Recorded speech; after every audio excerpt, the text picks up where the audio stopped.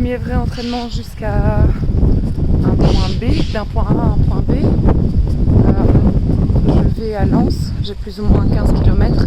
Finalement, en regardant avec mon application, c'est pas 11,5 mais c'est 15 km. Donc je ferai plus ou moins 30 km aujourd'hui.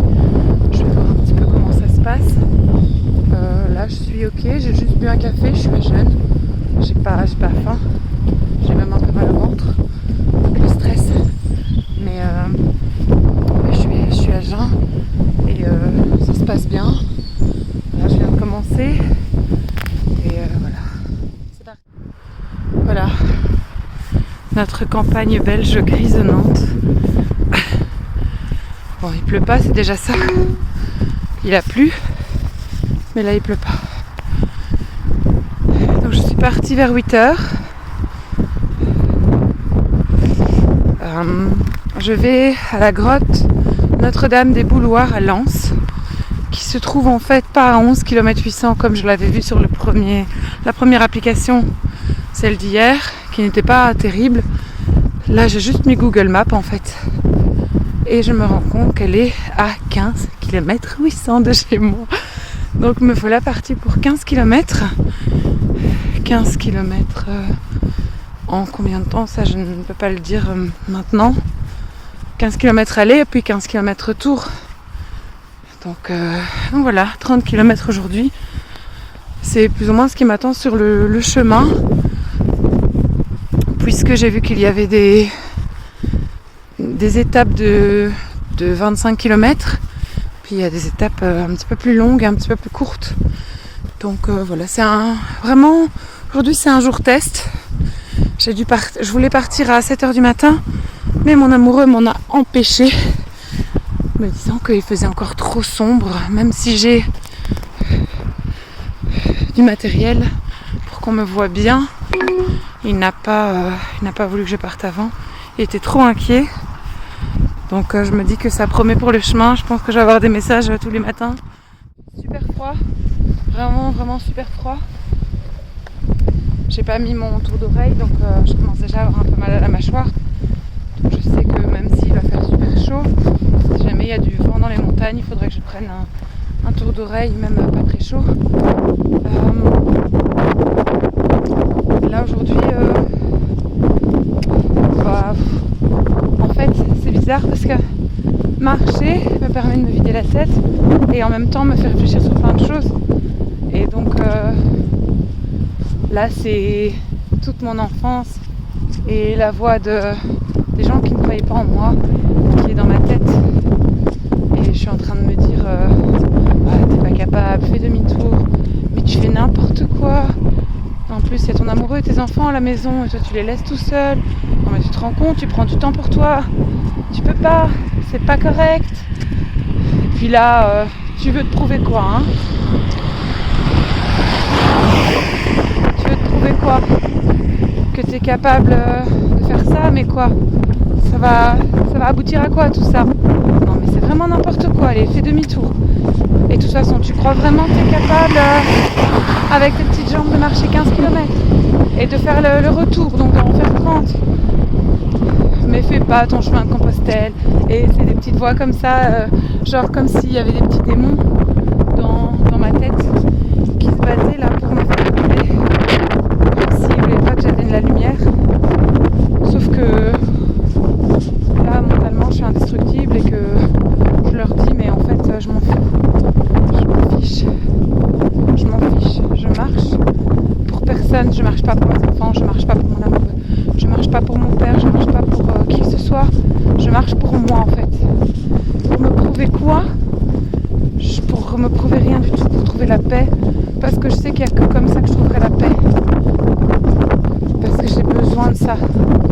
Et c'est pas pour faire comme, pour prouver ou pour convaincre encore une fois. Parce que on m'a dit récemment que je n'avais pas convaincu. J'ai eu des problèmes de santé ces 5 dernières années. Et je marche aussi pour ça, pour remercier l'univers, Dieu, que sais-je, cette force supérieure qui est là. Pour la remercier parce que j'ai eu une thrombose au mollet droit. J'ai eu un AIT dans le cervelet, j'ai eu des problèmes d'immunité et à chaque fois j'ai eu super peur que ça aboutisse à quelque chose. Quand j'ai été faire mon tout premier contrôle, on m'a dit madame vous avez un début de leucémie. Ça fait peur quoi, surtout que j'avais mon petit dernier qui venait de naître, il avait 3 mois quand on m'a dit ça et il a 7 ans au jour d'aujourd'hui. Donc j'ai fait des piqûres, j'ai pris des traitements et c'est là qu'en fait le monde de l'énergétique s'est un peu ouvert à moi et que je me suis rendu compte que la maladie c'est le mal à dit. Ça, beaucoup de gens le disent et je pense que toutes les personnes un minimum éveillées pourront le dire. La maladie c'est le mal à dit. Et le mal me disait que j'étais profondément triste dans une vie qui ne me correspondait pas. Et en 2023, j'ai divorcé pour en 2025, en début 2023 j'ai divorcé pour en juillet 2025 retrouver la personne avec qui j'avais divorcé. Tout simplement parce qu'on avait besoin de faire un chemin tous les deux très particulier. Si jamais ça vous dit, je parlerai peut-être des flammes jumelles. Flammes jumelles, nuit noire de l'ombre, tout ça. Voilà, mais là, je sais pas, c'est pas le sujet. Là, c'est pour dire que si je marche, c'est pour dire merci, pour exprimer ma gratitude par rapport à l'univers. Le fait qu'à chaque fois que j'ai eu un gros problème de santé qui me tombait dessus, une grosse peur, en fait, quelques semaines après, il n'y avait plus rien. Et ça s'est jamais expliqué. Et moi, je suis sûre que je suis protégée à ce niveau-là. On me découvrait quelque chose, on avait peur, on faisait plein d'examens. Et quelques semaines plus tard, il n'y avait plus rien, presque plus rien. Ici, dans mes prises de sang, oui, la maladie auto-immune, elle est encore présente un tout petit peu de rien du tout. Et souvent, ça m'a fait...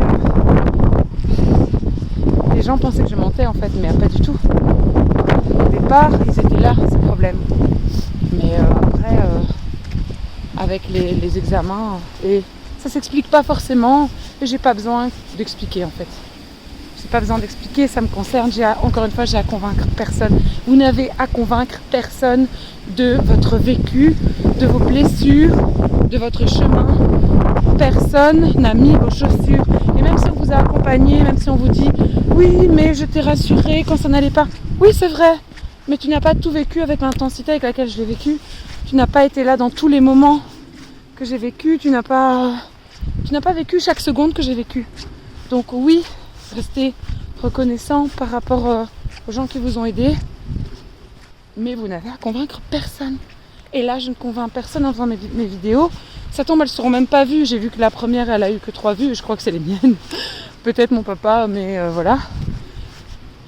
J'ai à convaincre personne, mais je fais ces vidéos parce que je crois au fait que rien n'arrive par hasard. Le petit livre rouge d'Eric Emmanuel Schmitt, rien n'arrive par hasard. Et que si vous tombez sur cette vidéo-là, c'est que vous devez entendre ce que j'ai à dire.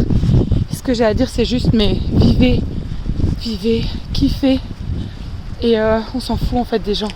On s'en fout de ce qu'ils pensent de votre vie. On s'en fout de ce qu'ils pensent de vos projets. Continuez sur rue de Saint-Moulin. Ce qui compte, c'est vraiment votre vécu, parce que quand vous allez vous retrouver sur votre lit de mort, et eux ils seront pas là. Ces gens qui vous ont critiqué, ces gens qui vous ont jugé parce que vous étiez trop fou, parce que vous aviez envie de vivre pleinement. Et en fait, eux ils vivaient dans leur tout petit cocon. Et non, vivez en fait. Vous voulez écrire un livre, écrivez-le. Vous voulez chanter, chantez. Je compte aussi en marchant que j'ai besoin de prendre mon téléphone régulièrement, pour boire de l'eau, de chipoter, de faire plein de choses en même temps. À 36 ans, il était temps de m'en rendre compte. Et je pense que je fais ça parce que j'ai besoin de faire plein de choses pour me sentir vivante, d'être submergée de choses à faire, comme depuis des années, gérer les enfants, la maison, le travail, et toujours me rajouter des projets supplémentaires. Voilà. des études de direction, kinésiologie, tatouage, projets artistiques en tout genre, grimage, décors pour des troupes de théâtre. Voilà, c'est du non-stop et j'en ai besoin pour vivre. J'ai besoin d'être submergée de tout ça pour me sentir vivante. Et là, je vais ranger mon téléphone et je vais plus faire de vidéos pendant quelques kilomètres. Je vais plus chipoter, plus faire de réel, rien du tout. Et je vais me recentrer sur moi parce qu'en fait, ne rien faire d'autre que marcher, c'est déjà énorme. Et ça, c'est une belle prise de conscience de se rendre compte qu'une chose à la fois, j'ai pas besoin de prouver et de faire 1 million de choses pour me prouver à moi-même que j'existe. J'existe, je suis là. Si je vous parle, c'est que je suis là, que j'existe, que je suis vivante. Et j'ai pas besoin d'avoir 1500 projets sur le feu pour me sentir vivante. Je m'arrête pas sur le chemin parce que ma passion c'est vraiment les trèfles à 4 feuilles. Et à chaque fois que je tombe sur un parterre comme ça, je arrête. Et ben voilà, je viens d'en trouver un. Je viens de trouver un trèfle à 4 feuilles. Non mais c'est une blague. Ça fait des mois que j'en cherche. Et en plus je filme. C'est dingue. Bon, moi qui crois aux signes et aux synchronicités, alors là, il en fallait pas moins. Il en fallait pas plus. Un trèfle à 4 feuilles là. Je m'arrête juste en me disant, oh je m'arrête toujours, j'en trouve jamais. T'exagères Sarah. Et puis voilà, il est là. Ah très bien. Très bien. C'est un vrai, c'est pas un que mon petit garçon, parce qu'il sait que j'adore les trèfles à 4 feuilles, du coup il prend des trèfles à 3 feuilles. Et il m'en construit un de trèfle à 4 feuilles. C'est trop mignon, c'est trop chou. Mais là non, c'est un vrai. C'est trop bien. Merci l'univers. Trop bien, trop bien, trop bien. Allez go, je continue. C'est les chiens sur la route. Je viens d'en croiser un grand qui est venu me dire bonjour. Et j'ai pas fait la maline. J'ai vraiment pas fait la maline. Mais il faut que je contrôle ma peur intérieure. Ça aussi, le chemin, il va me confronter à mes démons intérieurs et à mes peurs. Et donc, il a fallu que je contrôle la boule au ventre de peur de se faire mordre. Donc, voilà, je vais parler gentiment et il est parti. Il voulait juste me faire un coucou, bien que je crois qu'en rentrant, je dois me laver parce qu'il avait c'est un chien de ferme, donc il avait ses pattes remplies de purin. Donc, non. Super, je suis impatiente de rentrer rien que pour la douche. Mais je pense que le chemin, bon voilà, au niveau des odeurs, je suis pas bien lotie. Donc voilà, une chouette petite rencontre odorante. J'ai fait 8 km 5, il m'en reste 7. Un tout petit peu plus que 7. C'est encore plus je me rapproche et plus c'est loin. Mais il fait super froid, j'ai les mains gelées et j'arrive pas à remettre mon trèfle. Je suis tellement contente que j'arrive pas à le remettre quelque part pour le protéger. Du coup je le tiens mais j'ai les mains gelées. Voilà, prochain achat pour mes marches futures pendant l'hiver en Belgique. Des gants, ne pas oublier mon tour de tête. Et peut-être m'acheter un autre manteau que ce manteau de la ville où je travaille. J'avais mis celui-là parce que justement il y a ce genre de choses qui arrivent, donc je voulais pas mettre un joli manteau, mais il va falloir que j'aille m'acheter un manteau correct chez Decathlon, et alors des chaussures de marche parce que là je marche avec mes baskets de course. Oui, j'ai mis des guêtres, oui, ça ne se fait plus depuis les années 80, mais j'adore ça, donc voilà. Mais on a des chaussures de marche parce que ces baskets, au niveau du gros orteil, c'est pas idéal. Je sens quand je marche qu'il y a une petite tension, surtout sur le gauche. Donc voilà, par contre, si quelqu'un écoute ma vidéo jusque-là, est-ce que vous pourriez m'indiquer des applications pour me guider le mieux possible sur le chemin et pas que, et partout, parce que les applications c'est pas prendre légèrement à gauche sur rue du Colroy, N524. Et alors, quelles chaussures vous avez choisies? Pourquoi?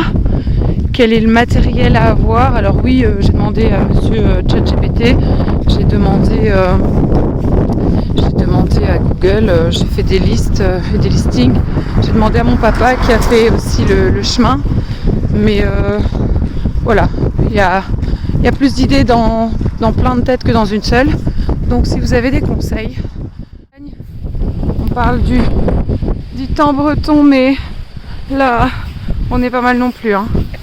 Il y a une petite pluie qu'on appelle ici un crachin ou une bruine. Je sais pas si vous connaissez un peu ce patois, mais il y a beaucoup de vent. Il pleut finement mais horriblement. J'ai la veste complètement mouillée. Je sais pas si ça se voit, mais elle est vraiment percée. Et j'ai les baskets mouillées. On adore. Donc il est vraiment temps que j'aille m'acheter des chaussures de marche. Il me reste à peine 5 km là. Donc je vais assez vite. Il me reste moins d'1 heure de marche. Et puis il faudra faire le retour. Je suis impatiente d'arriver pour voir un petit peu ce que ça me fait dans mon ventre. En tout cas, là, la première partie, au top, rien à dire. J'ai eu plein de signes. J'ai eu quelques messages SMS, etc. de personnes dont je m'attendais pas du tout, qui savent pas forcément que je fais ça et qui viennent de m'encourager d'une part sans le savoir. Voilà, donc ça aussi, si jamais vous avez regardé la vidéo jusque là, est-ce qu'il y a autant de véhicules sur le chemin de Compostelle ou c'est beaucoup plus piéton? Parce que les véhicules, c'est horrible. Il faut toujours être sur nos gardes et bien regarder derrière soi, devant soi. Parce que maintenant, avec les véhicules électriques, on n'entend plus grand-chose. Voilà, il n'y en a pas pendant que je filme, mais alors ils roulent assez vite, ils ne se déportent pas forcément correctement.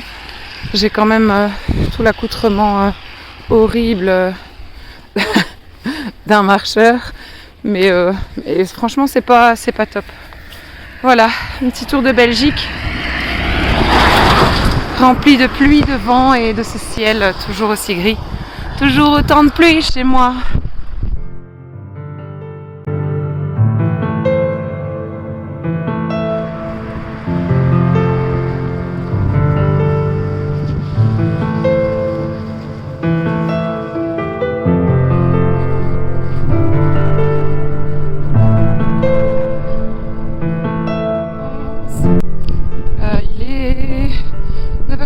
Donc ça fait 1h38 que je marche et j'ai fait en 1h38 presque 13 km.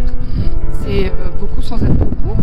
Je sais pas trop si j'ai un bon rythme ou pas, mais en tout cas je souffre de nulle part. Je souffre pas. C'est quand même joli par ici.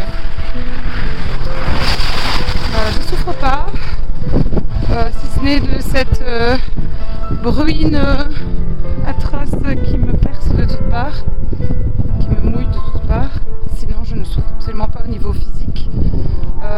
Au contraire, je sens que mes abdos travaillent mais sans douleur, donc c'est chouette. C'est vrai qu'il y a énormément de passages. Pour un jour de congé scolaire, je ne pensais pas qu'il y en ait autant, notamment des tracteurs forcément. Et des camions.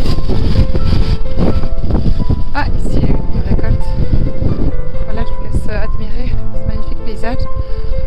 On a quand même de la chance en Belgique, on ne croirait pas, mais on a quand même de chouettes coins, notamment Saint-Hubert, qui est magnifique, Namur que j'adore.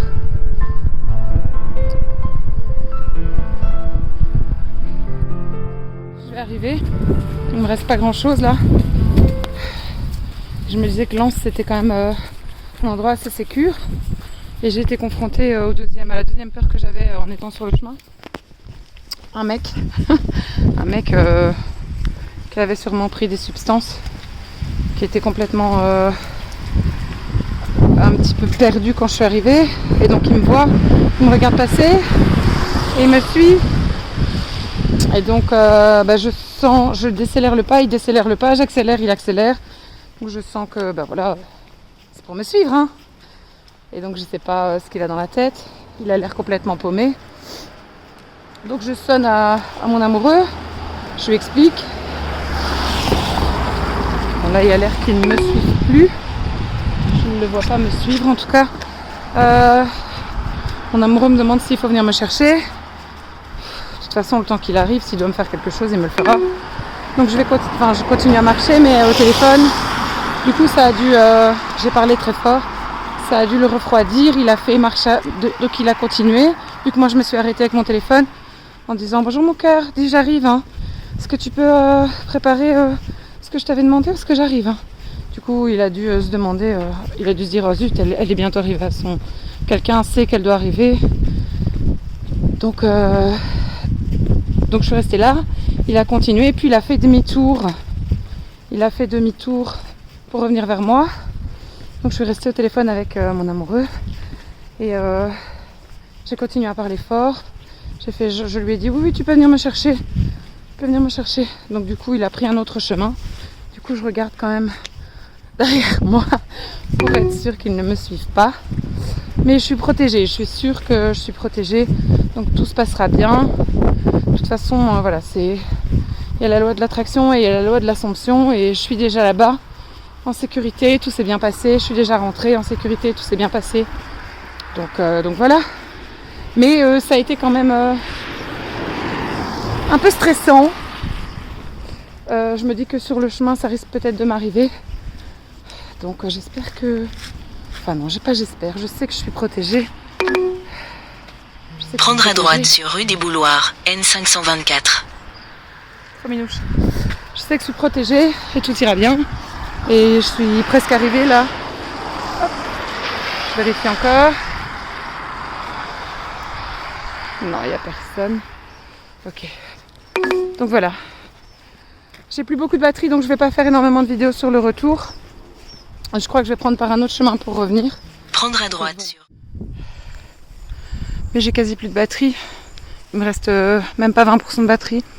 Donc je vais devoir couper, plus faire de vidéos.